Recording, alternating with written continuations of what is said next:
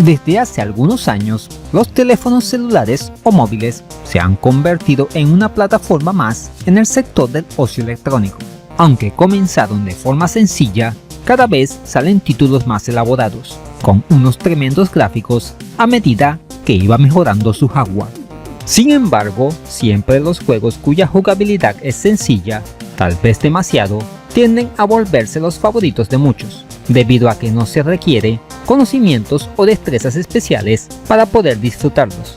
A pesar de ser títulos pensados para teléfonos, muchos han llegado a PC o consolas, pero lo que menos te esperabas es que fueran a salir en una máquina con 40 años de antigüedad. Hablamos de la famosa Nintendo NES o Family, por lo que hoy veremos 3 juegos de teléfonos móviles que tuvieron una adaptación a la 8 bits de Nintendo, ya sea hecha por fans o mediante el sector piratón, para bien o para mal. Así que, ¿qué le vamos a hacer? Ya estamos aquí. Sin más preámbulo, comenzamos.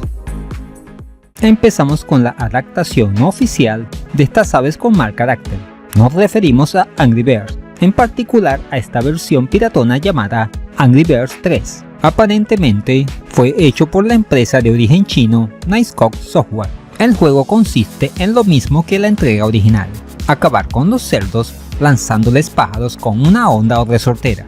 Tenemos a nuestra disposición 4 episodios con 5 niveles cada uno.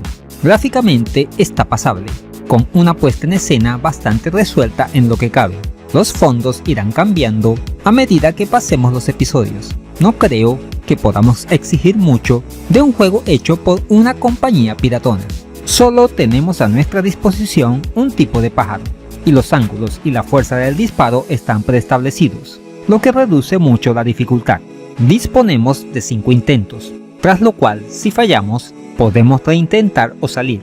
De más está decir que las físicas son espantosas, y las estructuras algunas veces se derriban, como otras veces no.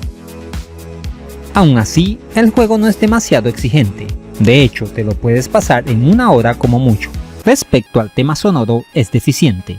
No cuenta con efectos de sonido de ninguna clase, solo existe un tema musical que se repite constantemente. Aunque no es estridente, te termina hartando.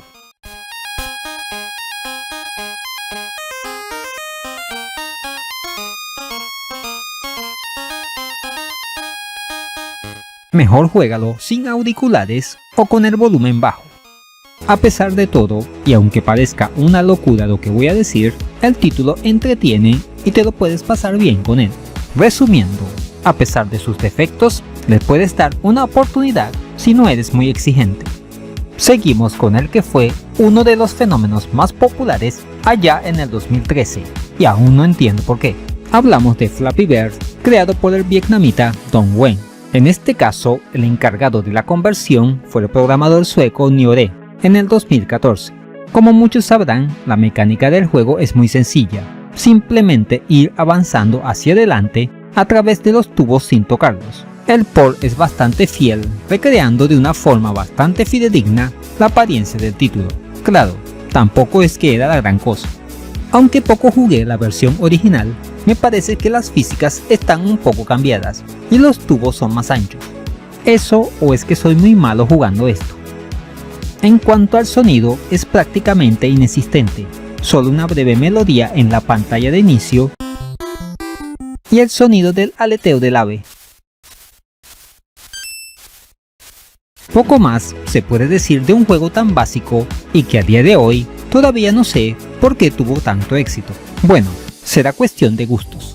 Finalizamos con una entrada muy peculiar. Si existe un género que me encanta, es el de conectar 3 figuras de un mismo color.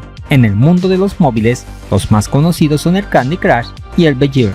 Uno de los pioneros en esa modalidad de juego fue el Columns de Sega, aunque en la NES no hay Candy Crush, si hay un Columns o algo así. Hablamos de Magic Joey, un juego piratón creado por Wang Xingwei en 1990. Y aunque parezca mentira, este título está disponible tanto en iOS como en Android. Nos encontramos ante una copia fiel del Columns, cuyo concepto consiste en juntar 3 o más gemas del mismo color, ya sea de forma horizontal, vertical o diagonal, para hacerlas desaparecer.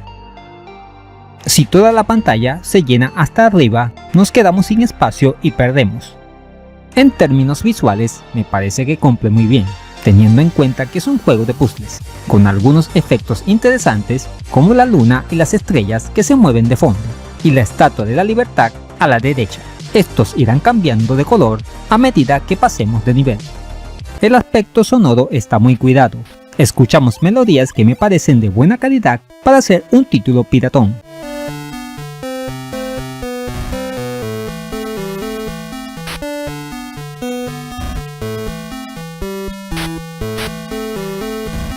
Estas también irán variando según pasemos el nivel.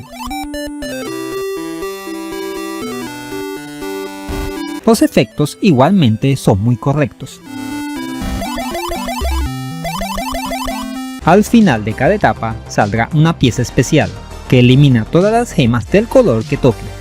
En fin, una excelente opción si buscas algo parecido al Candy Crush en la NES. Y con Magic Journey marcamos punto y final al video de hoy.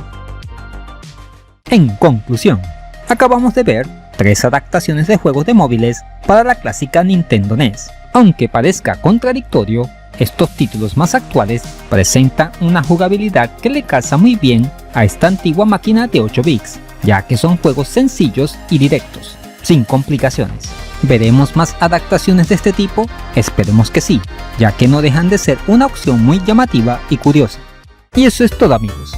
¿Qué te han parecido estos ports de juegos de teléfonos para la NES Family? ¿Qué juegos de celulares te gustaría ver en esta máquina? ¿Eres igual de malo que yo en Flappy Birds? Déjamelo saber en los comentarios.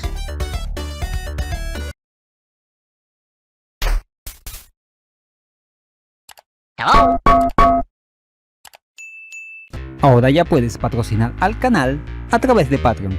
Al obtener una membresía galáctica, podrás acceder a beneficios como acceso anticipado al contenido, mención fija honorífica en todos los videos y numerosas ventajas futuras, como directos exclusivos para miembros, concursos y más.